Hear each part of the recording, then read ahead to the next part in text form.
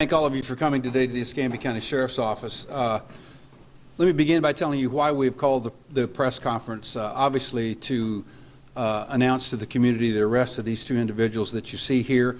I will give you a brief overview of this case, and then Chief Deputy Chip Simmons of the Escambia County Sheriff's Office, who's in charge of all of our operations to include investigations and patrol and traffic, and also Mr. John Molchan from the State Attorney's Office will be here to answer any specific legal questions that you may have. We recently arrested 37-year-old white male Andrew Bennett Ross Calais. Mr. Calais is the suspect of child abuse, aggravated child abuse, and also has just been charged in the last day with tampering with evidence. These charges stem around the abuse of a two-year-old white female victim. This report came to us from one of our local hospitals. The mother took the child in for some care. She had ostensibly thought that some of the injuries that were present on the child were due to ringworm. When she took the child to the ER physicians who are well versed in spotting child abuse quickly determined that that was not any form of ringworm. It was abuse, and in this case it was burn marks. They immediately notified the Escambia County Sheriff's Office, and of course our case was opened. I want to let everyone know that additional charges will result as the investigation continues. There is a suspicion of possible sexual abuse also, which is unconfirmed at this time. While incarcerated, our suspect, Mr. Ross Calais, made contact with Mr. Eric Everett Fernandes. Mr. Fernandes was arrested due to becoming an accomplice in this crime by willfully destroying evidence at the request of Mr. Ross Calais while incarcerated. And again, that case also continues. We believe right now it is only involving the destruction of cell phones, which could contain some images recorded of the abuse. Our indications are at this time in this case, ladies and gentlemen, that it goes far beyond just a child being abused, but images were also captured and maintained of the abuse while it occurred. We also have reason to believe at this time, with evidence that we have seized, that some of this evidence may have been stored in the cloud and potentially been shared with other people, which of course would result in additional charges being coordinated with the State Attorney's Office. Before I turn it over to Chief Haynes, I would let everyone know in our community, number one, the young men and women you see on the wall over here are the ones that conducted this case. We will allow the press contact with them after the press conference. They are under no requirement to speak with you, but if you have specific questions about the case that they can answer at this time, they will most assuredly do that. It's important that our community know that these young men and women, work 24/7, and it's due to their diligence and professionalism that this case hopefully will be brought to a swift conclusion. If anyone in our community has any knowledge of Mr. Ross Calais and the activities that he was involved in, if he ever shared with you potentially taking images of a child or sharing them with you, we would ask that you please come forward. I'm sure Chief Simmons will get into more detail and let you know about the truly heinous nature of this crime. It, in some instances, is even indescribable. It's the thing that nightmares are made of, and no child should ever be subjected to this. With that, I'll introduce Chief Deputy Chip Simmons. Chief. Thank you, Sheriff. As Sheriff Morgan mentioned, the two-year-old child was taken first to Sacred Heart Hospital.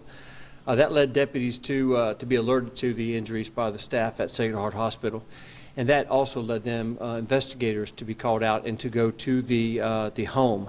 At the home, we discovered various video surveillance type systems and then some electronics, so we had to go get search warrants. And when we took a look at those based on, again, another search warrant, I think we did a total of 7 search warrants, we found some disturbing images. We found some systematic harassment, if not torture, of a 2-year-old child as this child tried to sleep. There are videos of the child sound asleep and then getting a full bottle thrown on this child just to wake it up. And then we had videos, images of that same child asleep, and this time a full bottle thrown in an overhand type throw right on the child, clearly waking the child up, disturbing and making the child cry. We had a number of instances where this individual, the suspect, would use an airsoft gun to just shoot a sleeping child, for no other reason but to wake the child up and to hurt the child. One of the more disturbing videos shows the child actually wearing a dog collar. And then you can hear the sounds of the dog collar being activated, and then the shrieking and the pain that the child has suffered as a result of this. At one point, you also see the suspect with a flame, a bit of a flame, a little torch, and then you can hear and see the child, the injuries as a result of those things. I've been in law enforcement for over 30 years, and when I looked at the evidence that we saw here, me and members of my staff were speechless. There's no words to describe why someone would hurt, intentionally damage, and harass someone that just was trying to sleep. It's a terrible thing to see. I will tell you that, as Sheriff Morgan said, there are a number of other pieces of information. There are storage drives that we have search warrants for that we're still looking at, so there could potentially be more evidence of this was going on. I would, as Sheriff Morgan mentioned, like to say that this is not an easy thing to work. You know, these are humans. These are deputies that have children, grandchildren that are this age, and so when you look at this, it hits you in the heart, and you wonder, how can someone be so mean? But the members of our Special Victims Unit, which, as Sheriff Morgan mentioned over here against the wall, they did a great job. I would have to also say we have members of our patrol unit. Our narcotics unit was a great help because of so many search warrants. We had our warrants division, computer crimes, as you can imagine. They spent countless hours there. We also had the Gulf Coast Kids House, I believe, is here. We have members, representatives here. We work very well and in partnership with them. And I described quite a bit about some of the harassment and what I call torture that was handed down on this child for, again, no apparent reason. So the only saving grace that I can say is, at the end of this, the conclusion of this investigation, we're comforted to some degree by the thought that this precious child will not be harmed tonight. Not tonight. Thank you. Mr. Molchan? First of all, I'd like to thank the members of the Escambia County Sheriff's Office for the in-depth investigation that they did in this case. These are not easy cases, as the Chief has indicated.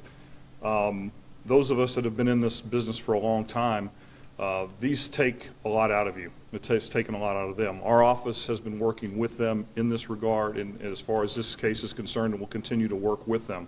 I think it's important to note that we have provided, our assistance will be from the Kids House, especially trained to deal with these particular cases, and that we will pursue justice to the maximum extent that we can.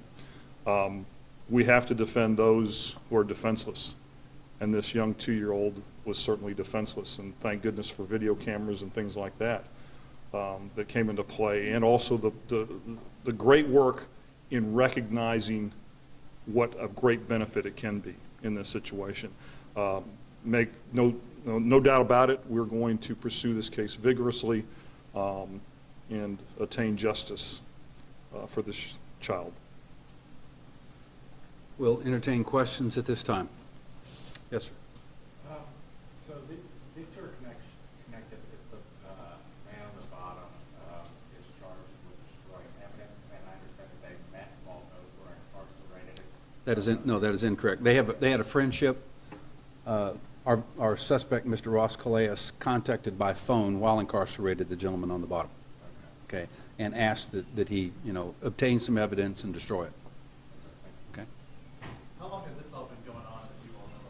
Chief, do we know exactly how long the abuse occurred? I think that what we're looking at right now is the last couple of months. But again, because we have served so many search warrants, we have so many storage devices, electronic devices. It's probably not safe to say it only details the 2 months. This could go years in the past. I would say the mother is cooperating with us, and I think the chief made an accurate assessment there. It would be difficult for us to put a date that this abuse occurred over the last 2 weeks, 2 months, 2 years, until we actually retrieve all of that information. I'm unaware, and I don't think our investigators are aware of how long the relationship with this young man and young woman had been. It could have started from the day they first met. We're not sure. Yes. So boyfriend, girlfriend? And Yes. Do we want to talk to that issue? I think it's already out. Yes, she was initially arrested for neglect, and she has bonded out. And I will divulge that she was unaware of, we believe at this time, that she was unaware of the abuse and the extent of it. The report we got back from our investigators, when she was allowed to view some of the material, not all of the material, but some of the material, her reaction was more than appropriate. I think it was obvious to the investigators that she was unaware of this. And at that time, again, the mother is fully cooperating with us. Ross Calais is the father of the child? He is not. He is a boyfriend. Okay. Yes, So sir. the cameras put in specifically, or is it your belief that the cameras were put in specifically to film the abuse, or were they there for security measures and calling? And then he used that to get by? Chief, is Ops, you comfortable speaking to that? I think that what you have to consider is there were multiple video apparatuses. There was a in-home video as well as some cell phone video. And you can take it for, it's hard to say why exactly one versus the other. But there were numerous video clippings. There was hours and hours that they were looking for. And at this point, we're still kind of early in the investigation to be able to say this is why he did one thing versus the other. As Mr. Molchan said, that we are thankful that we have this video evidence, and we are more thankful that this child is out of this environment as we speak. Yeah, we're still reviewing and retrieving data from both, from the video system inside the home, but it's quite obvious in the investigation that some of the video is from a cell phone. While the abuse is occurring, he was holding the cell phone and recording it from a cell phone. So, again, all of the data has not been retrieved nor reviewed yet. Do we know if he was trying to sell the clips? We are unaware of that at this time. That's why, again, we have evidence at this time that some, we believe, was in a cloud storage. We do not know at this time, and the investigation continues, was it put on a dark web? Was it shared with someone? But, again, we're certainly pursuing that right now. Yes, yes, sir. In regards to the bottles, do you know if they were glass, plastic? Chief, do you know? I know I can tell you what I observed, and they looked to be plastic, but they were half full of liquid, and another one looked to be mostly full of liquid, unless you know something different. I think that what really strikes you is the fact that it is dark, the child is sleeping, sound asleep, the door opens, and this guy throws a half-empty bottle right into the bed, or the bassinet, or whatever it's called, and to wake the child up. And then at another time, they open the door in the same type of scenario, except this time an overhead throw straight into the where the child's sleeping. This time, obviously, wakes it up, and there's absolutely no reason for that. I'll go on and divulge because it will eventually become a matter of public record anyway, and it will be under discovery for this. The level of terror that this child was put through.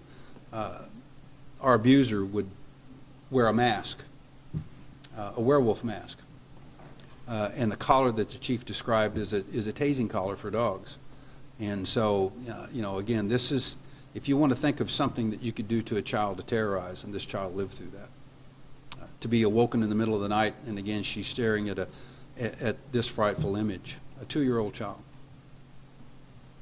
Yes, ma'am. You mentioned the child had burn marks, and you said something about a torch being used. What type of device was used? Because initially there was thought that it was ringworm, but then... It was best described by the investigators. It's not the length. You have butane lighters that you use to light fireplaces or candles or an outside grill. It was actually smaller or shorter than that.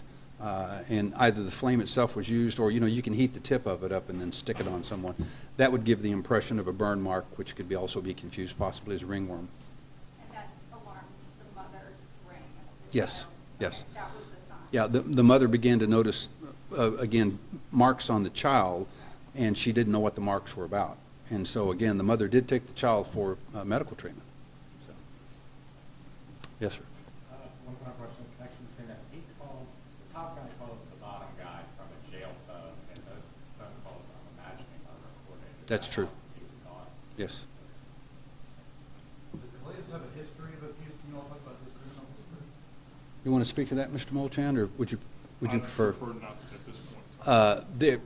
Again, it's a matter of public record. You can look this up. There's a 2006 case where he was charged with a homicide of a 2-year-old child, very similar circumstances. And again, that's a matter of public record. He was acquitted of those charges.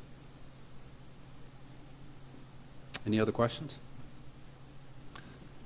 Should we refer to him as Ross Calais, or, I know that you're referring to him as... That is his legal name, Ross Calais. It's Andrew Bennett Ross Calais. What did he go by his first name? I don't know, just Ross Calais is how we refer to him. Actually, Ross. Most people have shortened his name just to Ross. Any other questions? Okay, again, ladies and gentlemen, I've offered the investigators to answer specific questions if they choose to speak with you. Also, remember that there are things they cannot speak about in this case that could affect the eventual outcome of it. Thank you very much.